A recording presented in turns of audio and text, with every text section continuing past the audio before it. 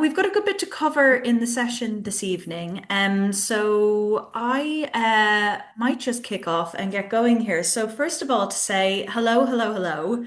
Thank you so much for joining us, and thank you for expressing interest in Dublin Fringe Festival 2026. I kind of can't believe we're saying that because we're still in 2025, but as a lot of you in this room probably know, we have moved up the applications a little bit this year to give everybody a bit more breathing space. And we are really delighted to be chatting to you all this evening about the application process for the 2026 festival. Before we start, so my name is Catherine Murphy. I am the program manager here in Dublin Fringe Festival. This is my first time, I should say, kind of doing the full application cycle because I only started here in January. So for all of you who have questions out there, I've probably asked the same questions at some point this year. But right now, I am going to start by handing over to our festival director, B Sparks, who will just give a brief introduction at the top of the session. Hi, folks. So nice to see you all. I was just saying to the girls, this is one of our favorite times of year, when we get to kind of see this beginning moment of everybody's festival journeys. So thank you so much for coming. Um, I just want to start by saying a massive thank you. As you'll kind of go through the journey, you will see that the form is long. There's a lot of materials that go into making an application to Dublin Fringe. And we're so grateful to you all for taking the time to think about being a part of our festival, coming on board. So massive thank you for that. Just to tell you a little bit about Dublin Fringe Festival. So Dublin Fringe next year will be our 32nd year in existence. And we are, and have always been kind of a home for new artists, a place where people can make their mark, where established voices can try something new and people can make their debut. Every year, around one third to half of the program is people making their professional debut, which we're really proud of, and we really love being able to support people in their journeys. And we also think of ourselves as a teaching festival. So, in many ways, we can be a place to kind of be a sounding board, to offer support, to provide advice to anything that feels overwhelming or big or difficult as you go through that journey. But saying that, a lot of people coming to Fringe are seasoned and know exactly what they're doing. So we're here as much or as little as folks need. Um, so before I hand you over to Catherine and Clena's really capable hands to talk you through a little bit more detail of how to apply, I just wanted to give you a few kind of top tips for things that have always been really lovely for us when we're reading your brilliant applications. Um, First of which is a reminder that what we want to see from artists at Fringe is for them to make the work they've been dreaming of making. So we always ask that you're kind of true to your vision and true to yourself. Don't try and shape anything to fit what you think Dublin Fringe would like. What we want to see is your kind of authentic vision and your authentic idea for your work. With that in mind, be ambitious. Go for that dream version. If there's something that you don't know how you might achieve, come and talk to us about it. We love kind of chatting to people about, where you might do your flying aerial show or how you might rent a house to do a performance in the living room or, is that idea too complicated? Any of that, we're always here to be a sounding board. Um, Ask for help from us, from your peers. Many people in the industry have gone through Dublin Fringe. There's a lot of people you can ask for some support from if you have any questions. And the guys will talk you through the kind of suite of supports we have as well around application materials. It's really useful if you tell us what you do know and tell us what you don't know. So if there are things that you still have yet to work out, let us know that in the application. What we're looking for is a really good sense of where you're at. So it's always fine to say, actually, I don't have a production manager yet, but here's how I'll find one or something along those lines. Um, and finally, just a reminder that Dublin Fringe Festival is a contemporary festival that speaks to the moment. We kind of really want to be making a festival that feels very relevant to the moment that it exists in, to the city it exists in, the country it exists in. So what we're asking for artists to tell us is, why does it feel urgent for your work to meet an audience right now? What is it that you feel like makes this work need to be seen in the year 2026, somehow 2026? Um, and I guess those are just some little tips. What we are just really excited to get your applications in. We can't wait to start reading. and getting to know all of your amazing work. And we really thank you and look forward to getting to know you better. Thank you, guys. I'll hand back over to Catherine. Thank you so much, B. So yeah, next up, it's really just get to know the programming team, and we're all here on this call tonight. So as I said before, my name is Catherine Murphy. I'm the program manager. B, who just spoke, is the festival director, and I'll just hand off to Cleona to introduce herself as well. Hello, I'm Kalina. I'm the program assistant. Amazing. Thank you, Cleona. Just some basic contact information there below as well, but you'll find all of this on our website and in the application guides. So just a breakdown of how we see this session working tonight. So this is going to be about an hour long presentation that covers two guides that we have. So the application guide, the additional supports guide, and just has some information about the application form as well. We'll also be referencing additional supporting material and things like that that are available on the how to apply page on our website. But if you keep on referencing back to that page, you'll kind of be able to kind of see where we're coming from. At the end of the hour, we're going to be doing a 30-minute Q&A. So what we would ask is that you use the chat to ask questions as we're going along, as things go along, and we'll cover that all at the very end. As you've probably seen from when you logged on, we are recording this session. So for anybody who's not here tonight or anybody who might need to watch it back again, that will be up on our website probably by close of day tomorrow. And we will also upload a Q&A or an FAQ document there, Q&A kind of document there on the basis of the questions that come up this evening. Take breaks as you need them. We're going to probably kind of push through because there's a lot to cover. But as I said, because this is being recorded, you can always reference it back. We can speak quite fast as well, so do let us know. But we'll keep an eye on the chat as we go along. So, to start off with, Bea kind of covered some of this in her introduction, so I won't go too much into it, but we are Ireland's largest multidisciplinary arts festival, something we are incredibly proud of. We celebrate the contemporary, the playful, and provocative new work. And as Bea said, we're a home for the emerging, but also for established artists looking to try something new. Key dates for 2026, the festival dates the 5th to the 20th of September 2026. As many of you probably have seen, we launch a curatorial call out alongside our call out for applications. That is because we are a curated film fringe festival. I was about to say film festival there, so need another cup of coffee this evening. But we are a curated fringe festival. What that means is that we have a through line from a curatorial call out that goes live around this at this time of the year, straight through to our festival brochure. This year, the curatorial call out is focused around a framework for joy and foundations for resistance. We see artists as being the architects of potential futures. And this is something that we are incredibly excited about, and a call out that is totally based off of the idea that you can go anywhere with it. We also invite you to be inspired by it, but also to challenge it as well. We're as excited about challenges to our curatorial vision as we are to inspiration from it. And you can read that in full on our website, which is fringefest.com. So, Cleona, I might hand over to you to talk about the guides there. Yeah, so these are the two guides that we'll be talking through. The application guide is literally everything you need to know about all the mandatory parts of the application form, which we'll be kind of going through everything tonight.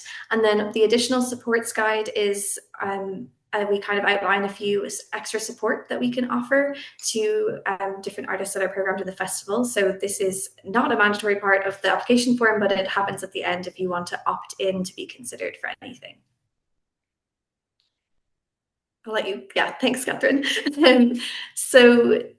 Applications are open, which I'm sure you're all aware of now. You can apply online, and we have an application form that you can access if you go through the news page of our website and then onto our applications page. The deadline, very important, is the 22nd of January. at 2 p.m. Irish time.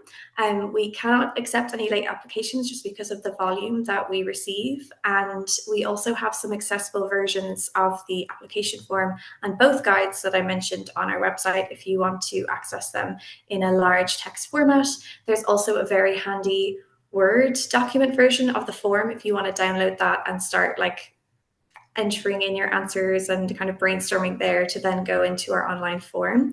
And all of these links to everything we've mentioned are through that page on our news page. Yeah, and just to jump in there quickly and say, for anybody who's ever completed an Arts Council form or anything like that, you'll know the difficulty that you come across with trying to get word counts down and everything. So that Word document version of the application form is a really great place to start, because you can draft within that and re-download it. Going kind of straight into the job form is great if you can do it. But I know from the way that I work on applications, I absolutely need what is not very pleasantly called a vomit draft first, but is probably the most accurate title for it. And this is just also a little note on downloads because they're kind of confusing on our website. So if you do try to download the budget template or any of the Word document versions, you'll be taken to this page, which looks like it's a page that has nothing on it, but actually it has a tiny green arrow in the right-hand side. And if you click on that, it will download for you. Just a heads up, even I didn't clock this the first time I clicked on them, and I thought that we'd forgotten to upload them. So just a reminder of how to access them if you need them. And then if you need any additional help alongside the guides that we mentioned, we offer one-to-one meetings with programming teams. So that's me, Kath, I was going to say me, myself, and I. Only I'm doing them. It's me, Catherine, and B, alongside Dathia Ruppo, who's one of our former associate artists. You can book them through the same page on our website. We're running them in December, so this side of Christmas, and then also going into January. We have an in-person version of this workshop that's going to be on the 8th of January at Fringe HQ in Temple Bar at 6 p.m, which again, you can bring any questions to. And then you can, of course, just drop us an email at programming@fringefest.com if you have a very kind of straightforward question, or you don't need to have a long conversation. You just need to know the answer to something. And then just a reminder that we are closed for Christmas from the 12th of December until the 5th of January. So in that time, we will not be able to answer any questions or take any meetings, but when we come back, we will absolutely be hitting the ground running and getting back to you within the week. And then also we've got our workshop that you can come along to. And now, what makes a good application? B has already mentioned all of this, so I'll just kind of briefly touch on it, but including as much detail as you can is incredibly helpful. And the clearer you're able to be about your vision, the more clear sense we can get in understanding the work and seeing how it could work. At Dublin Fringe Festival, you mentioned being authentic as well. So not trying to shape your idea into what you think we're looking for, but actually making what you're excited about making, and that excitement will translate in your application form. Also showing why your project is urgent and relevant. So we talked about the current context of contemporary Dublin, of Ireland, of the world. We're interested in work that speaks to the now and also to the future. And then it's really important to demonstrate a clear vision. So even if you haven't got all the pieces in place yet, if you haven't got your team locked in, there's still some elements that are missing, that you can explain to us, that you know where it's going, that you can see the end point, even if your script isn't finished, or whatever it may be, your score hasn't been finalized. You know where you're going and where you're going to end up. And then a big one is balancing the logistics with the artistic. So as much as it's great to hear in detail about your artistic ideas, also we need to hear about the feasibility. And a big part of when we're programming is that we're balancing those two things. We're looking for ideas that excite us, but also work that feels possible and feasible from the application. And then we've also added our reminder, which is that you produce the work and we present the work, which is a good thing to keep in mind throughout the process. So I'm going to speak a bit now about the curation and generally the selection process for Dublin Fringe Festival. So we really do focus on new radical and original work. There's a huge focus on the now and the next and voices that are reflective of contemporary Ireland, as we already mentioned. We really love to see art that is form busting. I know we say genre defining and game changing, but really this is about kind of speaking to multiple art forms as a multidisciplinary arts festival. Something that we have to consider that is difficult for you as an applicant, I would say, to consider is we look at balance across art form and program cohesion. So in the case where we have like a lot of dance, let's say, we might need to focus more on theatre through the application pool. So that's something that's a little bit more difficult to kind of imagine, but it's just to let you know that this is something that we have to consider in the programming room. One big thing in terms of eligibility, and we get asked this a lot, I would say, is that we really need to focus on Dublin premieres of work. Our audience is a brilliant and loyal audience, but it's an audience who expects new work in Dublin. So if you've premiered at Cork Midsummer Festival or Cork Fringe or Galway Theatre Festival, say nationally, you're absolutely fine to present in Dublin. If you premiered the work internationally, you're fine to present here. If you have presented in, let's say you've just been accepted to Seen and Heard, and you're going to be presenting a work in progress showing in Seen and Heard, you are fine still to present with Dublin Fringe Festival because that is a work in progress festival. Whereas if you've presented a full run of your show, say already at Smock Alley, unfortunately, it then isn't eligible for presentation in Dublin Fringe Festival because our festival is Dublin Premieres of New Work. Um, One other note there as well that I think we spell out in more detail in the application guide actually is, and it's just a question we get asked a lot, is do we accept adaptations? And the answer is one of those annoying things where I'm going to say sometimes, and really we only take them where they are radical adaptations of new work. So, for instance, last year we had a wonderful radical adaptation of Frankenstein called Offspring, which was a dance theatre piece that used the book as a jumping off point. But for anybody who saw it, you'd know it was very much a jumping off point. So just to answer that, because I know that question comes up quite a bit. And in terms of art forms at Dublin Fringe Festival, so we kind of can take contemporary live work in any art form. And the only exception I would say is film. We don't do traditional film, but I would say within that, if you have an installation that has a film element, if you have a theatre show that has a film element, we will absolutely consider those applications. So, I mean, we've listed examples here: theatre, dance, comedy, spoken word poetry, installation, immersive, live art.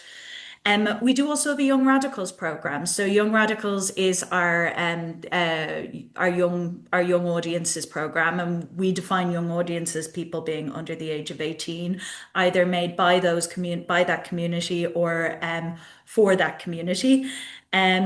We have a focus on interdisciplinary and experimental work. We do ask you in the form to define the leading art form on your application. However, we are totally open to there being six other art forms that underlie that, you know. In 2026, I will say we are specifically looking for visual art, for site-specific work, for work that bolsters our Young Radicals program, circus and aerial, cabaret and drag, and more music and club work. These are all areas that Dublin Fringe Festival is they're key focus areas for us because we're one of the few festivals who programs a lot of that work. And we're very happy to be. So, the application form. There are 10 sections in total. Sections 1 to 8 are mostly mandatory, and then there are voluntary sections around accessibility, additional supports, and a section about you, essentially. What I would caution you with is read the notes and prompts carefully. There are a lot of examples that we put below the questions itself to try and just add clarity. We also know that sometimes the examples are very specific to, say, a certain art form and might not apply to your art form. So they're just there to serve as a jumping off point for you. And then a really key part that we have introduced for anybody who's applied before, there's something just that's a bit new this year, which is that we've introduced conditional logic within the job form. What this means is that there are certain questions where if you answer them in a certain way, you'll see the form just jump down or hide something. And if that happens, it means that the questions are not relevant to you and you do not need to worry. It's a trial this year, I suppose, for us in terms of the conditional logic. But what we hope it will do for you is it will make the process a bit more navigable and you won't have to be kind of trawling through a lot of questions that maybe aren't applicable to your application. So don't worry if that happens. It's meant to happen. And if there is an issue on our end and the logic is messed up, we will reach out and ask you a question. What I've always said about Fringe is, the walls don't go up when the applications close. We'll ask for more information if we need it. So there we go. So sections 1 and 2 of the application form. Cleana, do you want to take this one? Yeah, sure. These are really quick sections to fill out, which is nice. So the basic information on your show and event is just the title of your event, the artist's name, and then where you're based. And then we also, if section 2, we look for just contact information. And the only thing to flag here is just double, triple check that your email and phone number are correct, because these are the contact details we'll be using when we're communicating our decision on your application. So very important to make sure that you actually receive that. Thanks, Catherine. And then section 3, we get into the exciting part, which is what you're actually proposing.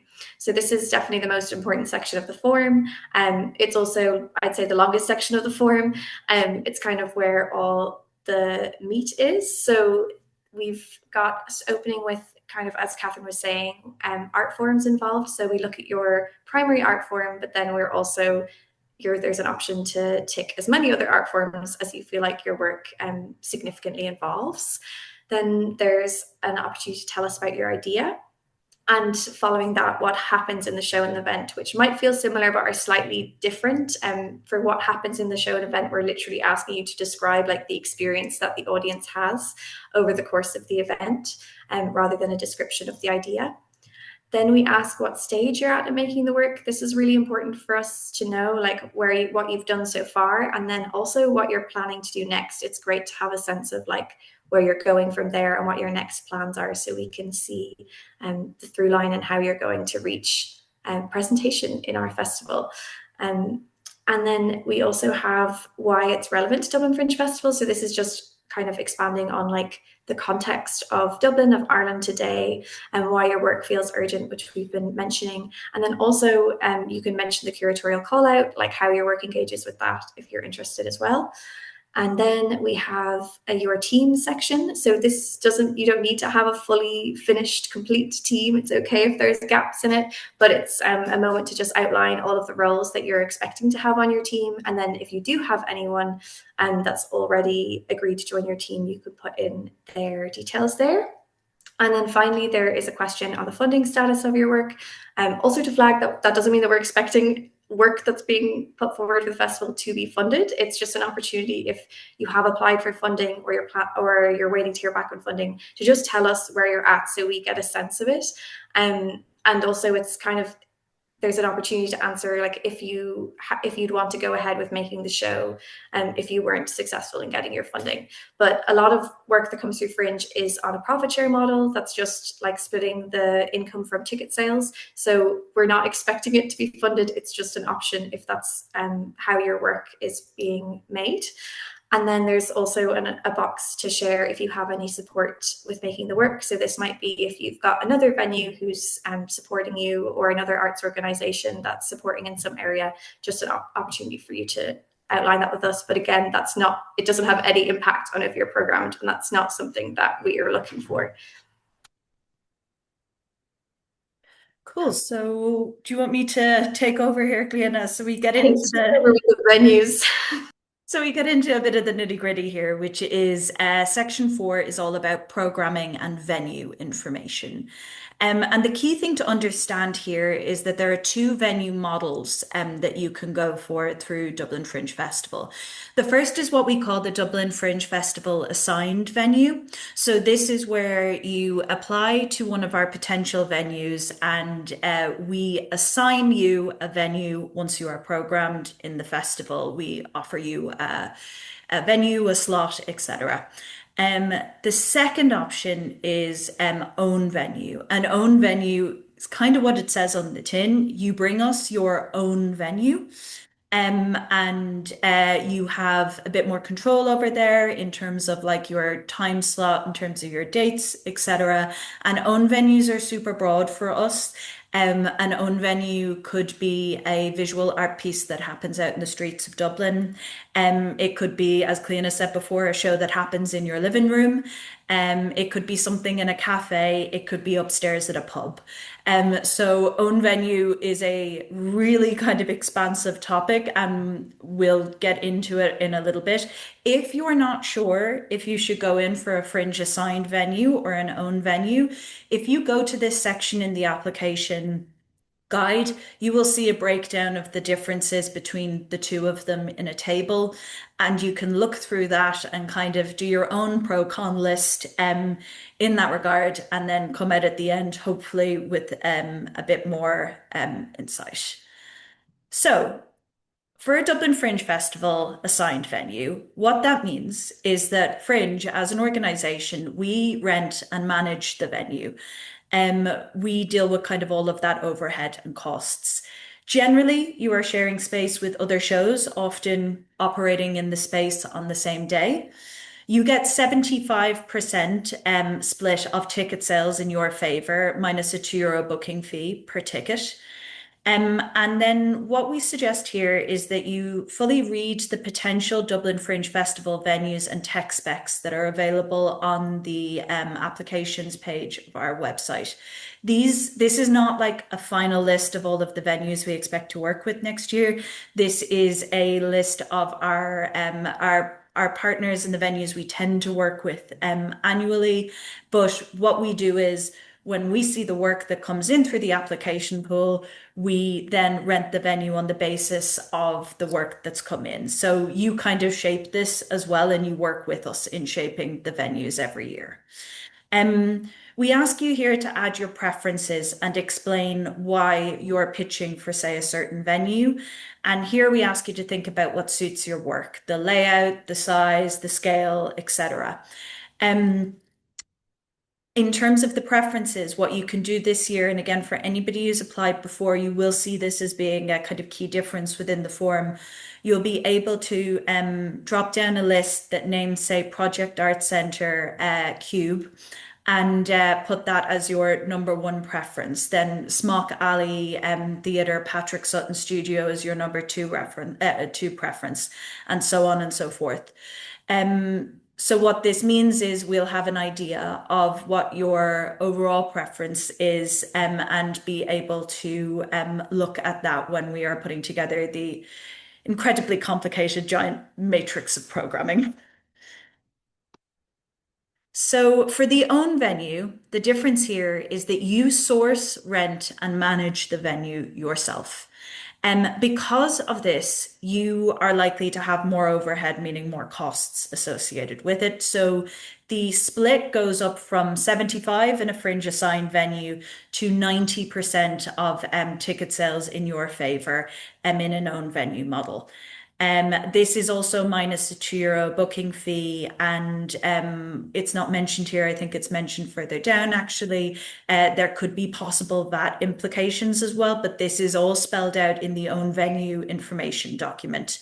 So for anybody who's interested in own venue, read that document in detail so you understand what responsibilities lie with you as the person renting and running your own venue for the festival. There's also a huge long list there of venue ideas. We've worked with a lot of artists who are working in a myriad of different venues throughout Dublin. We also know of a lot of other venues where we mightn't have presented work yet, but we know that somebody might be interested in presenting there. So there's a good long list. I think it's about 7 pages long or something of loads of different types of venues there that you could talk to. I will say here, so what we ask is that you outline your ideal venue or venues because you might be in multiple conversations and what stage you're at.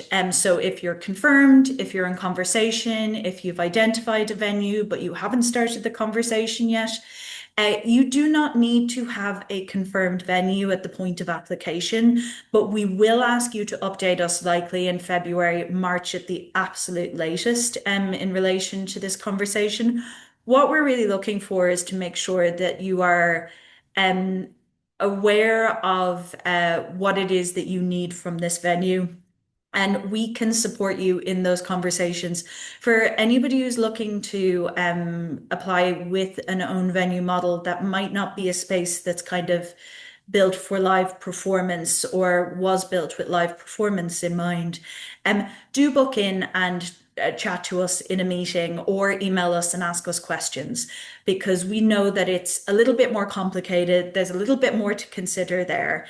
Um, we also just to flag that this includes remote and outdoors work.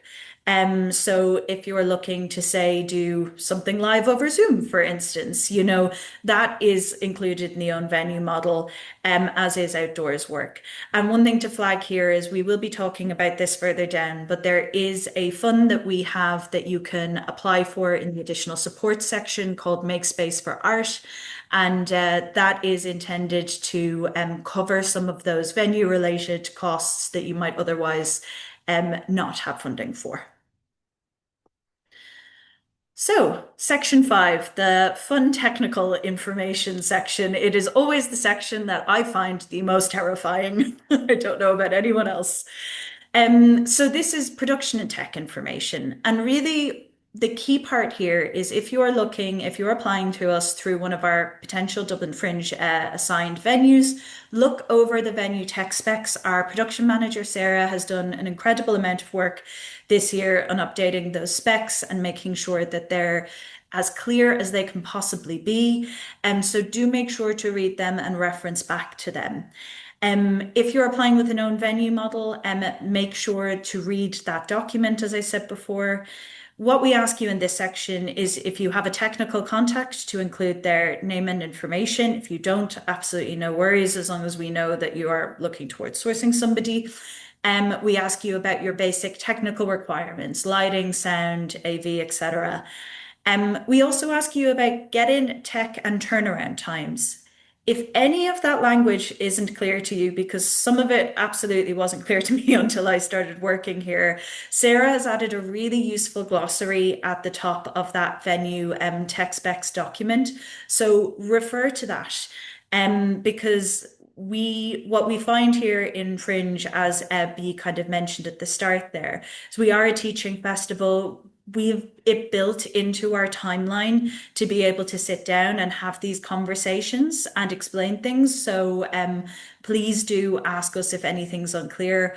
What you'll find, I think, very useful this year as well, we have added beneath all of those questions what a standard Fringe get-in time is, what a standard Fringe tech time is, what the standard turnaround times are. So if you are not clear on any of those things, maybe you haven't made a show in a theatre space before because you work more in the music sphere, etc. Use those as a guideline because they change a little year to year, but they don't change massively. So they're a really good guide. And we also then ask about stage and set dimensions if it's relevant, but it's not always relevant to every project. I would also say there are a lot of those questions, if you are looking at them and thinking like that doesn't work for my project or that's irrelevant for my project, like that's totally fine. Like a lot of these questions are specifically well, we're hoping that anyone who's applying through a Dublin Fringe Festival assigned venue, we need to know the answers to these questions. There might be some questions that feel relevant and some questions that don't for you, and we're happy to be led by you and that. And again, we'll reach out if we need to know anything else. Brilliant. Thanks, Gleana. Do you want to take the marketing section there? Sure. So this is a really small section. It's mostly to help to give us a sense of kind of your level of experience if you've marketed a show like this before, and also to help you kind of hit the ground running once if you get programmed, since we start moving very quickly from that decision onwards. It's a really short section, so it's asking if you have any experience. Again, that's not going to have any impact on if we're programming you or not. It's literally just so we actually know if we need to offer more support around that area, and our marketing team are great at supporting the marketing of shows. We also we ask for links to social media or website. This is not mandatory, but if you have an idea of a website or your social media that you'll be promoting the show from, it's an opportunity for you to share it there. And then we're looking for a sample blurb, so just to give us a sense of how you might market the show, and then also your target audience and how you'll reach them. There are examples of the sample blurb, and there's one example of a sample blurb, and there's a few examples of target audiences, other way around, and how you might reach them. So if you haven't done this before, do not be intimidated by it. We've got examples there, and with the target audience, we're really just looking for kind of specificity. So identifying a very specific audience that you think your work will be exciting to, rather than just saying my work is for everyone, which is really great, and obviously a lot of work is for everyone, but not very helpful when you're trying to market a show. It's really helpful to get into the granular and who exactly you're trying to reach. Yeah. And just to say there as well, there is a link in the application guide to the website Issue, if you know that. And Issue has all of the past Dublin Fringe Festival brochures from the past, I think it's about 10 years or so. That's a really useful resource in my experience, because you can look back through and see about how other people have spoken about their work, because we know that like talking about yourself can be tricky, and I always look for examples before I start writing. And it's also actually a great place to look if you're like unsure of like setting ticket price or something. You can see, last year what the ticket price was for the venue that you're interested in. So it's a great reference point if you want to find out more about previous shows and running times or ticket price and that kind of thing. So then we arrive at section 7. This is a voluntary section. So you've finished all the mandatory sections now of the form. You could just submit it now if you wanted to. But this section is focused around accessibility. So that's accessibility both for you and for your audience. So there's an opportunity to share if anyone in your team has any access needs, and if there's any support that we can offer around that. We've had shows come to us previously, maybe that want to do a shorter run, is an example, or if you need like a wheelchair accessible venue, whatever it might be, that's the space to share that with us. And then there's also an opportunity to select any accessibility features for the audience that you'd like to be considered for. So usually we offer Irish Sign Language, audio description, touch or tactile tours, and relaxed performances. So, and for clarity, this is something that you opt in to be considered for, and it will be the Dublin Fringe Festival team that selects which shows will be offered this, because sadly we can't offer it to everybody. And this is based on a range of factors, including like feasibility in the venue that you're in, and if the show is finalized in early summer, so we can actually pass on the details to any of our access consultants. And then you can also provide your own accessibility features, which is really amazing. So if you want all of your performances to be relaxed, just let us know. And we're, of course, always up for that. Or if you're supplying your own ISL interpreter, that's also something that we would be delighted to facilitate. Yeah, one of our favorite moments, I think, from the festival last year was the fabulous ISL interpreter in Variations for Two Disabled Bodies. Was actually nominated for Best Performer as part of the festival because her performance was so incredible. So we love to see access kind of built at the core of shows. And then do you want to take it? No, you go for it. Okay, cool. This is On supporting documents. So we're back to this is something that is mandatory. So I was lying when I said that you were done the mandatory stuff. This is the last mandatory thing to do. But this is different depending on if your show is a new piece of work or if it's existing work. So for new work, we ask that you provide short biographies or CVs of your team. Again, it's okay if your team isn't completely filled, but anyone you do have locked into your team, we'd like to learn a bit more about them. And then there's the draft budget. If you're not a budget person, do not be intimidated. Catherine has made an incredible template budget and she'll be talking through it a little bit later on. So please lean on that budget template. Please ask us questions if you have them. Don't let that scare you away. And then we also ask for show or event artistic samples. So this is an opportunity to share anything that gives us a sense of your work, kind of a real sense of what it is. These don't have to be finished or polished by any means. It's just so that we can get a sense. How I would recommend kind of approaching this is looking at what is central to your work. So if your work is text-based, that would be like a writing sample.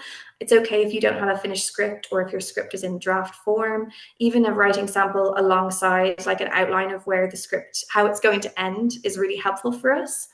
If your work is maybe movement-based, getting a video is really helpful. If your work is more visual, pictures and video again, and maybe a storyboard, or if it's music, a piece, or to do with audio, sound. So just think about what the core of your piece is and how you can best demonstrate that to us. And these do not have to be fancy. You can just send us a video of you, talking in your kitchen, and we're totally happy with that. And then also there's an opportunity to add some non-mandatory materials that are really helpful for us, but you don't need them. So design ideas, if you have if design is a key element of your piece or you already have a clear idea of that, that could be like a mood board or reference images or drawings. And then also it's great to have links to videos or images of either a work in progress of this work or a previous work to give us a sense of the kind of work that you make. Sometimes it can be just as useful if you're maybe a dancer dancing in a particular style to show us an example of your past work if it's going to be similar to the idea you're proposing. And then if we move on to if you I have might just add one small note there, which is just a lot of the time reading applications, the thing that is maybe the most difficult to read from applications, in my experience, are things like tone and pace. So anything that helps us understand how something will operate in a live performance space is really, really useful. And so, like Cleona said, nothing needs to be finished or polished. Don't worry about that. But if you feel like with something that's say more text-based, because that can be the hardest thing to kind of get across some of the time, if it would be useful to kind of a short recording, a literal like, sitting with your mic at a kitchen table and getting across a sense of how you hear it. That can be really useful to us. And the other note just to add there is timestamps on videos are very much appreciated. Um, you want us, in all likelihood, you want us to be watching the part of the video that really speaks to how you see the show or event happening. So do please include those where at all possible, because if there are hours and hours and hours of video content, unfortunately, we probably won't be able to watch everything.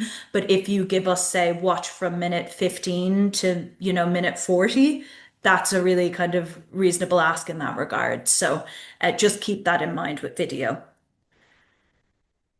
Thanks, Catherine. And then we are on to if it's an existing work. So this is obviously if it's an existing work that's been performed somewhere outside of Dublin, whether that's international or nationally. So this we're asking for a lot more in-depth information because it's a finished work. So we are interested in seeing images, if there's any publicity images or even just production shots if someone took photos. We'd love to see it. Again, links to video materials. Again, as Catherine said, if you can give us timestamps, that's really brilliant. And then technical documentation. So this could be, for example, like a tech writer or your lighting plan, what technical specifications you need, and what crew you need. Just getting a sense of the requirements of the piece.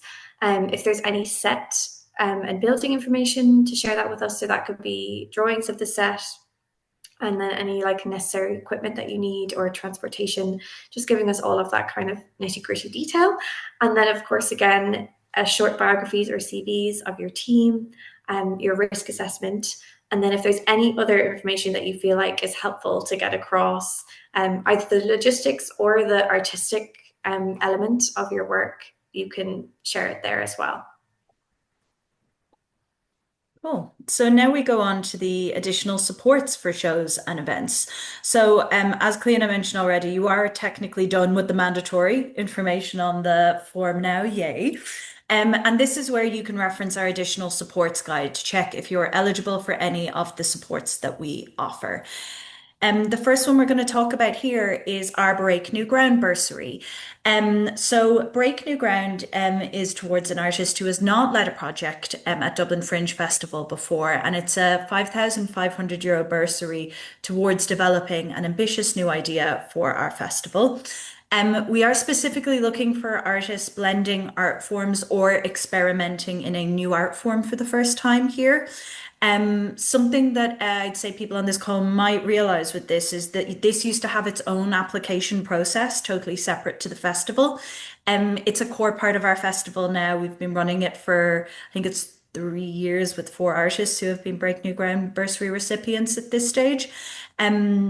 Which we're really delighted about. So we're really happy to be able to roll this into our main festival now and hopefully reduce the amount of applications that people have to make to us as well. There are 2 short questions to answer about your idea and a box to tick to explain why you're eligible as well. So it's a nicely reduced application than what we would have been asking before. And next up, we have Make Space for Art, which I know we've already mentioned as well.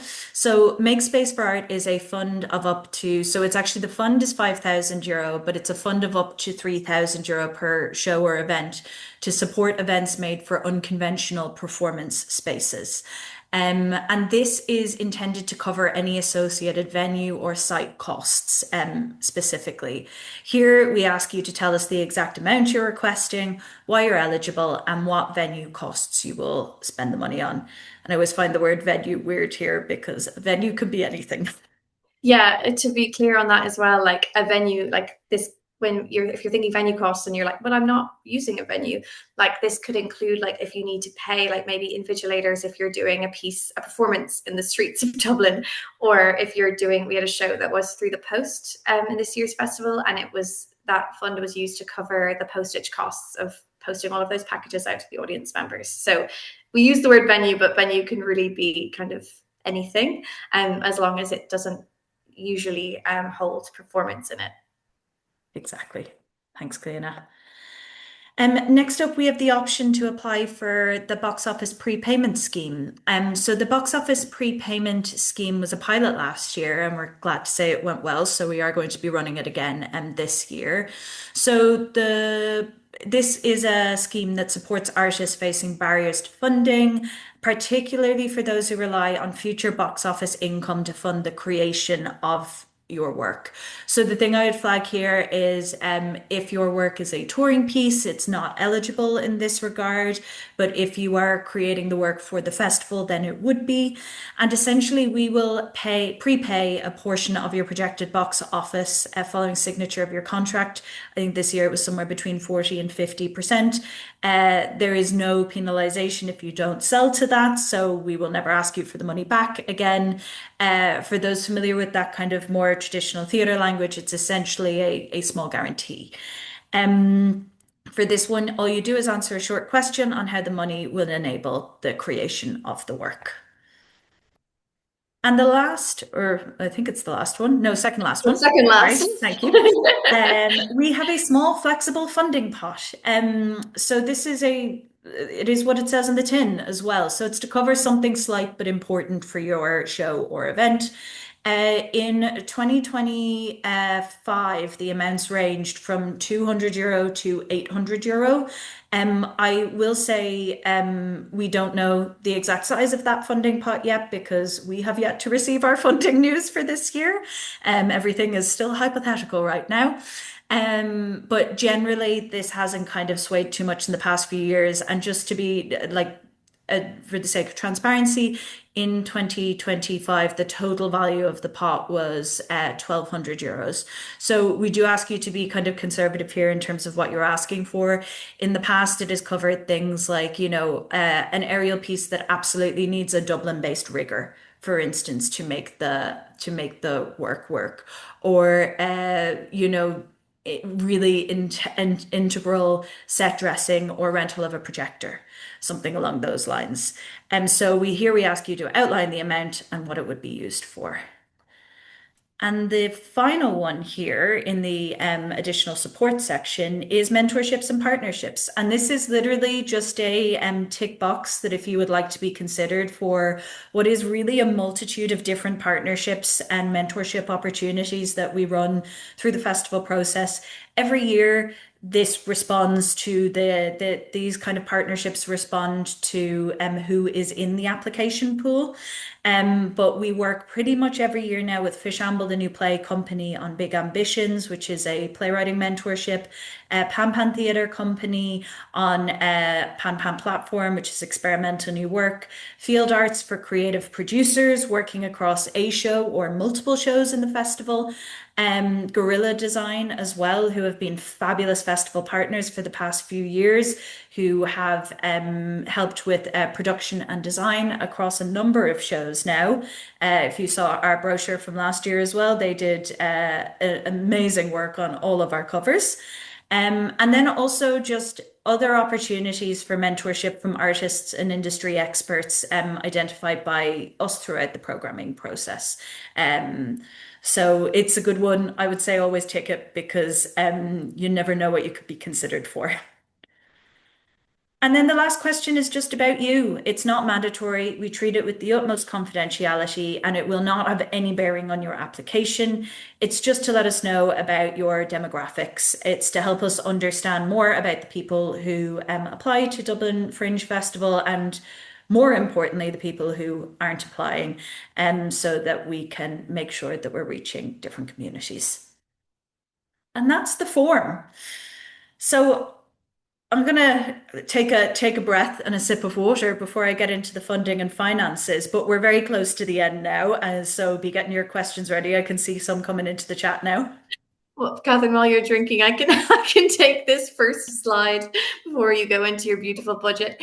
But we've mentioned this earlier, which is our box office split model. So for a fringe sign venue, 75% goes to the artists of all ticket sale income. That's minus a 2-year booking fee. So that 2-year gets taken off first, and then it's 75% of what's left over. And then if you're coming with an own venue, minus the 2-year booking fee, it's 90% of ticket sales that goes to the artist. And then there is possible VAT costs, and that's only relevant if you're working in a venue that where people are going to be served alcohol during the performance. So it's okay if you have a bar, but it's like if throughout the performance people can continue to access it, and then that's an extra cost that needs to be considered.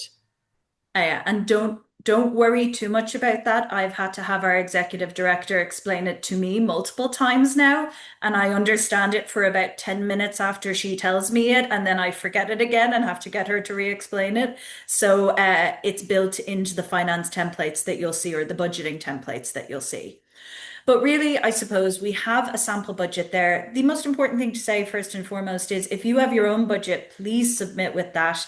Don't feel the need to use this. This is just a tool for people who might not feel as confident budgeting. I love Excel, so I played around with it a good bit to try and make it as navigable as possible. But if you have a budget already that showcases kind of projected costs and everything, you can submit with that. If you are going to use the sample budget, just know that there are 3 tabs within it. The first one is a sample production budget.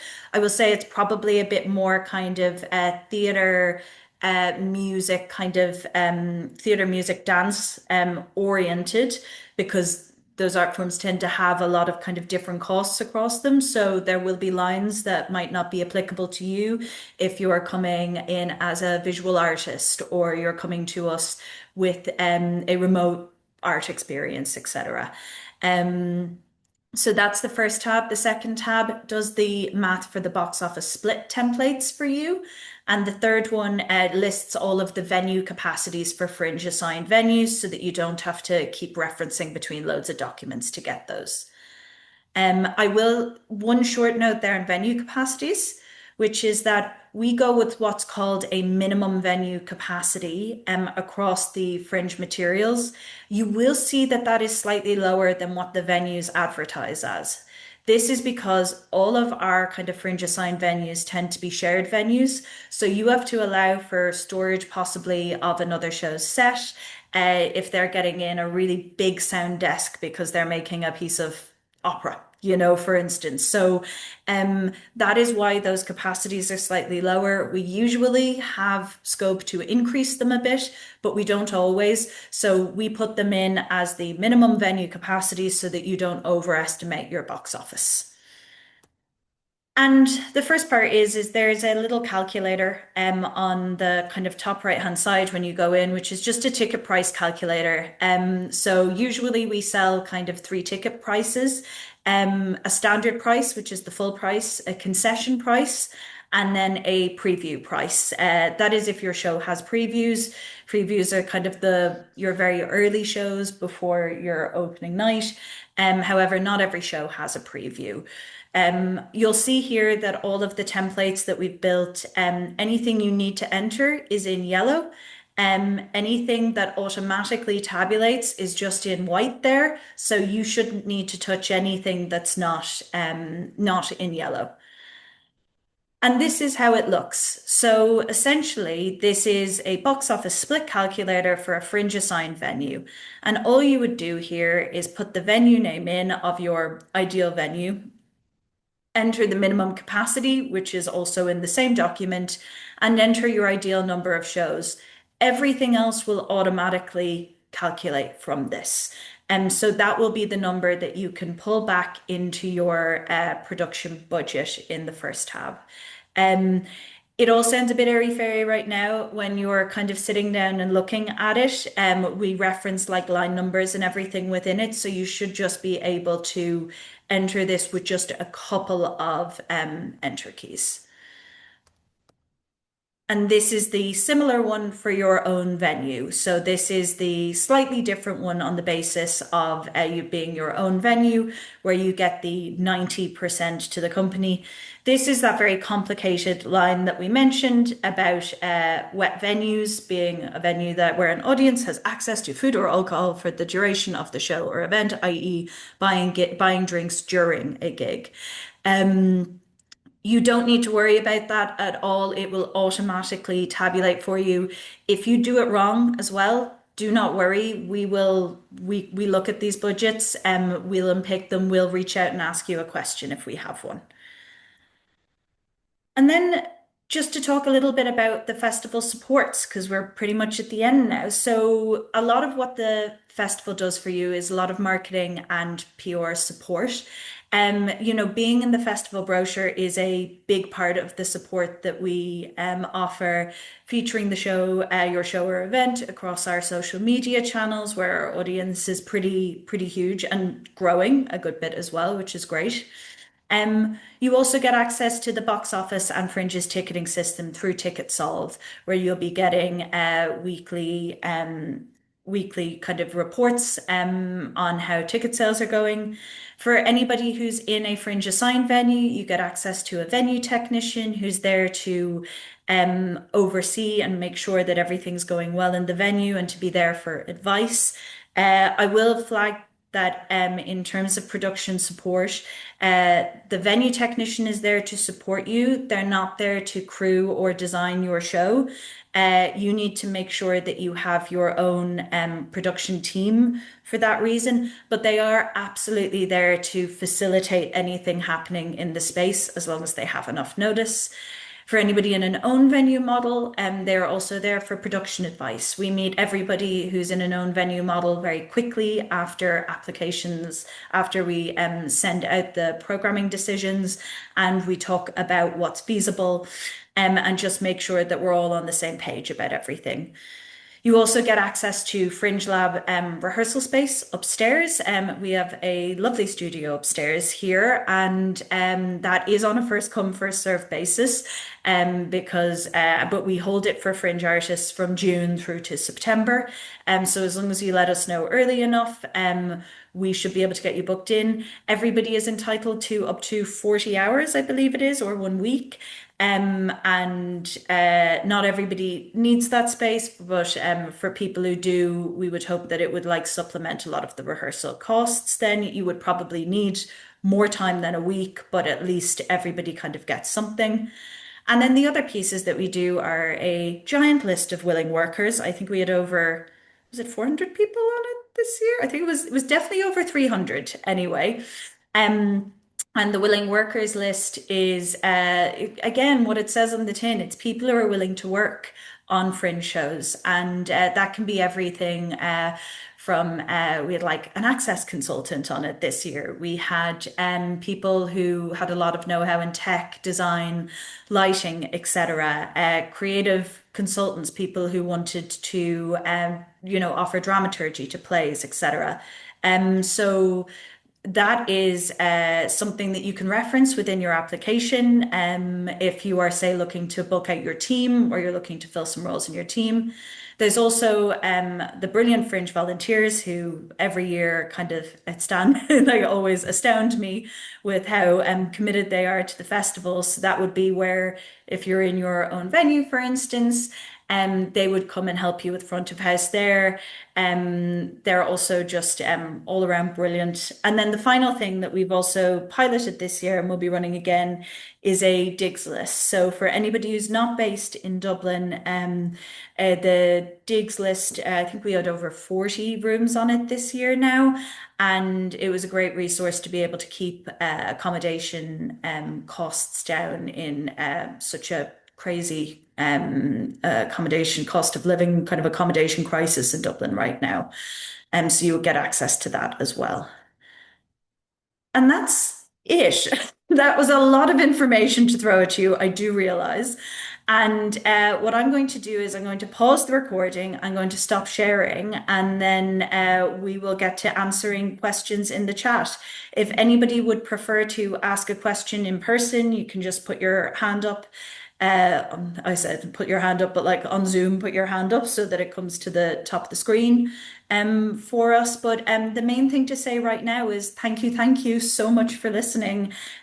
We know it's a lot of information. We do not take it lightly how much work the application form is, and that's why we're hosting this session. That's why we have the application meetings.